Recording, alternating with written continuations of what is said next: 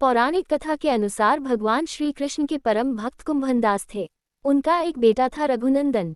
कुंभनदास के पास भगवान श्री कृष्ण का एक चित्र था जिसमें वह बांसुरी बजा रहे थे। कुंभनदास हमेशा उसकी पूजा में ही लीन रहते थे। वह अपने प्रभु को कभी भी कहीं छोड़कर नहीं जाते थे। एक बार कुंभनदास के लिए वृंदावन से भगवान कथा के लिए बुलावा आया। पहले तो कुंभनदास ने उस भागवत में जाने से मना कर दिया, परंतु लोगों के आग्रह करने पर वे जाने के लिए तैयार हो गए। उन्होंने सोचा कि पहले वे भगवान श्री कृष्ण की पूजा करेंगे, इसके बाद वह भागवत कथा करके अपने घर वापस लौट आएंगे। इस तरह से उनका पूजा का नियम भी नहीं टूटेगा।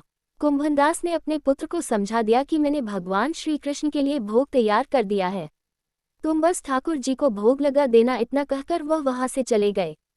कुंभनदास के बेटे ने भोग की थाली ठाकुर जी के सामने रख दी और उनसे विनती की कि वह आए और भोग लगा ले। रघुनंदन मन ही मन ये सोच रहा कि ठाकुर जी आएंगे और अपने हाथों से खाएंगे जैसे सभी मनुष्य खाते हैं। कुंभनदास के बेटे ने कई बार भगवान श्री कृष्ण से आकर खाने के लिए कहा, लेकिन भोजन को उसी प्रकार से देख वह निराश हो गया और रोने लगा।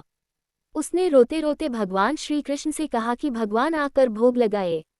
उसकी पुकार सुनकर ठाकुर जी ने एक बालक का रूप रखा और भोजन करने के लिए बैठ गए, जिसके बाद रघुनंदन के चेहरे पर मुस्कुराहट आ गई। वृंदावन से भागवत करके जब कुंभनदास घर लौटा तो उसने अपने बेटे से प्रसाद के बारे में पूछा। रघुनंदन ने अपने पिता से कहा, ठाकुर जी ने सारा भोजन खा लिया है। कुंभनदास ने सोचा कि अभी रघुनंदन नादान है, उसने सारा प्रसाद खा लिया होगा और डांट की वजह से झूठ बोल रहा है। अब रोज कुंभनदास भागवत के लिए जाते और शाम तक सारा प्रसाद खत्म हो जाता था। कुंभनदास को लगा कि अब उनका पुत्र कुछ ज्यादा ही झूठ बोलने लगा है, लेकिन उनका पुत्र ऐसा क्यों कर रहा है। कुंभनदास ने एक दिन लड्डू बनाकर थाली में रख दिए और दूर से छिपकर देखने लगे। रघुनंदन ने रोज की तरह ठाकुर जी को आवाज दी और ठाकुर जी एक बालक के रूप में कुंभनदास के बेटे के सामने आ गए। रघुनंदन ने ठाकुर जी से फिर से खाने के लिए आग्रह किया, जिसके बाद ठाकुर जी लड्डू खाने लगे। कुंभनदास जो दूर से इस घटना को देख रहे थे, वह तुरंत ही आकर ठाकुर जी की चरणों में गिर गए। ठाकुर जी के एक हाथ में लड्डू और दूसरे हाथ का लड्डू जाने ही वाला था, लेकिन ठाकुर जी उस समय वहीं पर जमकर रह गए। तभी से लड्डू गोपाल के इस रूप की पूजा की जाने लगी।